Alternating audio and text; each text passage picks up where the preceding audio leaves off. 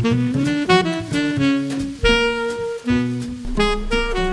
and welcome to Conversations. I'm your host, Robin Torres.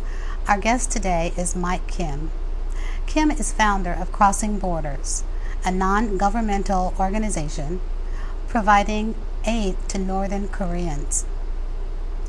On New Year's Day 2003, he gave up his financial planning business in Chicago, Illinois, and left for China on a one-way ticket carrying little more than 2 duffel bags. While living near the North Korean border, he operated as a student of North Korean Taekwondo, training under North Korean masters from Pyongyang, eventually receiving a second-degree black belt. During his time in China, he learned of the hundreds of thousands of North Koreans fleeing to China through a 6,000-mile modern-day underground railroad in search of food and freedom. Kim's been featured on CNN's Anderson Cooper 360, The Daily Show with Jon Stewart, and many more interviews. Kim was the 2009 recipient of the Wings of Justice Award and is the author of the book Escaping North Korea. He is here with us today to share his courageous and heroic involvement in working with refugees on the Chinese border. Welcome and thank you for being with us today. Thanks, it's great to be here. Great. You have such an inspiring and heroic story to share with us at the community college today. And I wanted to start off by asking you a question. Being born and raised in the United States, what led you to go to China? And you went twice, as I understand it. So what led you to go to China? Well, to answer that question, I'd have to take you back to July 2001. And at that time, I had my own financial planning business in Chicago. Business was going well. Clientele increasing. Hired my own personal assistant and was just awarded for the most revenue generation in the office that month. Decided to take a 2-week trip to China. Wanted to travel, see the Great Wall, as well as eat some authentic Chinese food and move all around China. And it was in the Northeast that I met some North Korean refugees for the first time. North Koreans hiding out in China. Had no idea that this was going on back in 2001.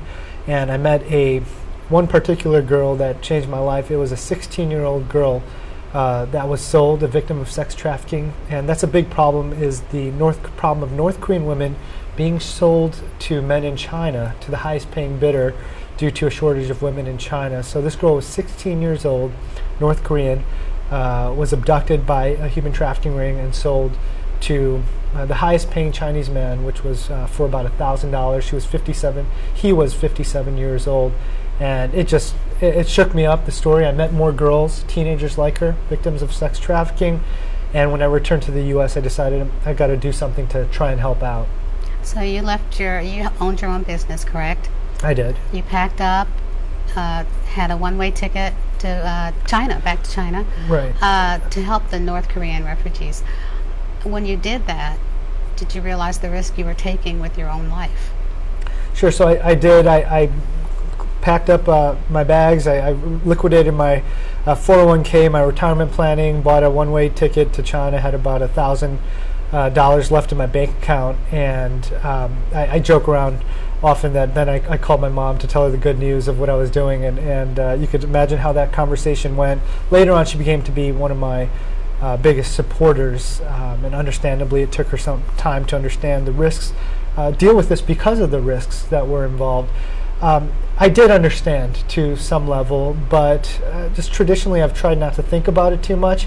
I think thinking too much about the risks and that fear could paralyze you. So I was aware that there were North Korean assassins that would assassinate workers like myself. I was aware of what Chinese police might do if they captured me and I might be in prison, but I tried not to think about it too much. Now, did you work alone, or was there a group working with you? So starting it off, I went by myself, but I had 2 college friends who supported from the U.S., and we created a website.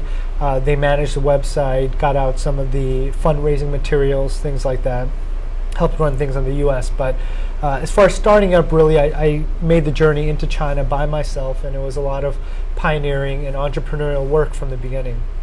Now, I read somewhere where North Koreans will sometimes pose as refugees just to figure out the route that the refugees were taking. Tell me about that 6,000-mile stretch between North Korea and into China. It's largely unknown that there's this modern-day underground railroad in Asia as we speak. It's about 6,000 miles, as you said, running from North Korea through China, through Southeast Asia to Bangkok, Thailand. And it's used to help North Koreans get to safety and freedom. It resembles the Underground Railroad during the Civil War, used to help slaves get to the north. It resembles the Underground Railroad used during the Holocaust, used to help Jewish refugees get to safety. And this is going on as we speak, and we operated along that Underground Railroad to help people get to safety, freedom, providing needs for them, and that was the purpose of our work. So en route on this Underground Railroad, the people that were willing to help them, they were putting their own lives at risk as well. That's right. There are people all along. There's this informal network running through Asia, and everybody involved is taking high risks. It's China has a zero tolerance policy towards North Korean refugees. So if they capture North Koreans, they'll send them back to North Korea. That's their agreement with North Korea, and that's what creates this Underground Railroad that we're talking about. So, and not only do they send the North Koreans back, it is illegal to even feed a North Korean refugee, to help a North Korean refugee with some strict, severe punishment and penalties. So anybody involved, they are risking a lot to do this type of work. Okay, so before I go into the what happens to them when they're sent back, I want to ask what happens to those what happened to those that actually make it to their destination, which they're trying to get to South Korea. Is that correct? Right. They are. Most of them, their goal is to ultimately make it to Seoul, South Korea, where they will ultimately be granted asylum and be free and be safe. That is their final goal, and the strategies to do this is to get them. Two strategies. One is to get them into a foreign embassy or consulate in China that will be sympathetic to their cause. So if you can get them into the U.S. Embassy or the British Embassy or South Korean Embassy, then from there they are on sovereign ground, and from there they can get to safety. For those that have read the Da Vinci Code, I often talk about the scene. I read it several years ago now, where they're talking about going into the U.S. Embassy in France when they're running away from local authorities, and that's the name of the game. If they can get into a foreign embassy or consulate, they're considered safe. If the other method is to leave China and get to Bangkok, Thailand, or go north to Mongolia, and once they get there, they can get into a South Korean embassy and be granted freedom. Okay. Those that are trying to make it to South Korea, they have families there? They usually do not. No, the people that go to South Korea, they don't usually have family there. Sometimes we've helped teenagers that their parents made it first to South Korea, and we've reunited them.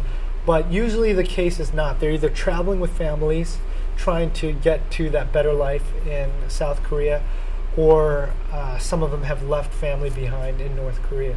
Okay.